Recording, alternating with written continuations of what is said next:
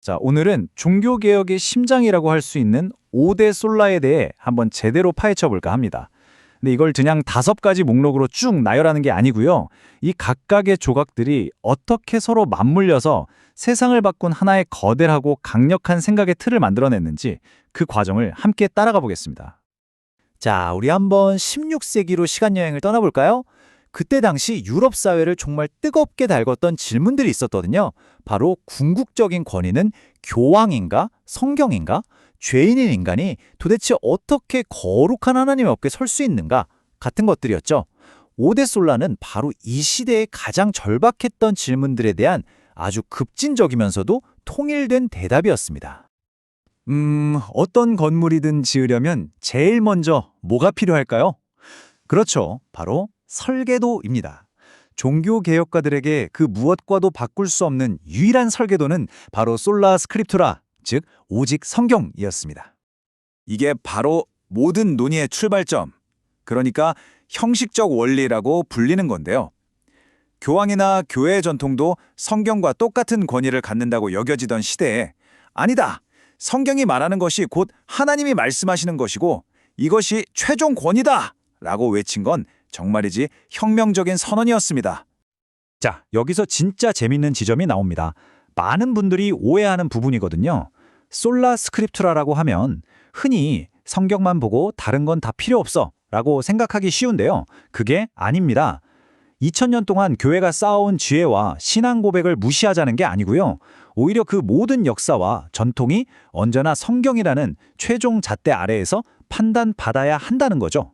일종의 안전장치, 신학적 울타리 역할을 인정하는 겁니다.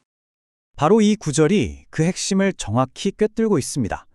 성경 하나만으로도 신앙생활에 필요한 모든 것을 충분히, 아니 온전하게 갖출 수 있다는 자신감의 표현이었어요. 다른 무언가를 더할 필요가 없다는 거죠. 자, 이렇게 오직 성경이라는 단단한 기초가 세워졌습니다. 그럼 이제 그 위에 어떤 건물이 세워지는지, 그러니까 이 기초가 어떻게 구원이라는 아주 논리적인 3단계 여정으로 이어지는지 한번 따라가 보시죠. 이 3가지는 그냥 막 나열된 게 절대 아닙니다. 이건 구원이라는 게 도대체 어떻게 이루어지는지를 설명하는 아주 단단하고 논리적인 사슬이라고 할 수 있어요. 모든 건 그 시작, 바로 근원에서부터 출발합니다. 핵심은 바로 이겁니다. 구원 문제에 있어서 인간은 1%도 기여할 능력이 없다고 본 거예요. 전적으로 무능력하다는 거죠. 그렇기 때문에 구원은 처음부터 끝까지 100% 하나님의 주도적인 은혜로만 시작될 수밖에 없다는 겁니다. 이걸 좀 어려운 말로 단독사역이라고 하는데요. 말 그대로 혼자서 일하신다. 즉, 하나님 홀로 모든 걸 다 하신다는 뜻입니다. 자, 그럼 구원이 전적인 은혜의 선물이라면 그 선물은 도대체 뭘 근거로 주어지는 걸까요? 당시 사람들에게는 이게 정말 충격적인 이야기였어요. 왜냐하면 그들은 성인이나 사제를 통해서만 하나님께 갈 수 있다고 믿었거든요. 그런데 그 대답은 바로 솔루스 크리스투스였습니다. 다른 누구도, 다른 어떤 것도 필요 없다. 오직 그리스도가 십자가에서 완성하신 그 일 하나면 충분하다는 거였죠. 사도행전에 나오는 이 구절이 바로 그 핵심을 보여줍니다. 구원 시스템 전체에서 그리스도가 얼마나 배타적이고 중심적인 역할을 하는지 말이죠.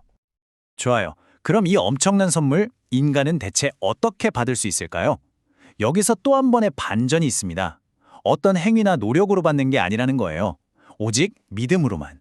종교개혁가들은 이 믿음을 아주 인상적으로 비유했는데 바로 거지의 텅 빈 손입니다. 아무것도 내놓을 게 없는 거지가 그저 내밀어서 선물을 받기만 하는 손, 그게 바로 믿음이라는 거죠. 이 표가 바로 종교개혁 논쟁의 가장 뜨거운 심장부입니다. 질문은 이거예요. 우리가 하나님 앞에서 의롭다고 인정받는 게 마치 법정에서 판사가 무죄라고 선언하듯이 그리스도의 완벽한 의가 우리 통장으로 이체되는 것인가? 아니면 우리 안에 은혜가 주입되어서 우리가 점차 착해지고 거룩해지는 과정 그 자체인가? 이 질문 하나가 모든 걸 갈라놓았습니다. 바로 이 지점에서 마르틴 루터의 이 유명한 말이 그 모든 긴장감을 기가 막히게 풀어줍니다. 행위가 우리를 구원하는 건 아니지만 진짜 구원받은 믿음은 반드시 선한 행위라는 열매를 맺게 되어 있다는 거죠. 믿음과 행위는 분리될 수 없다는 겁니다. 자, 이제 거의 다 왔습니다. 우리는 설계도 성경을 받고 그 위에 세워진 구원의 구조도 살펴봤습니다.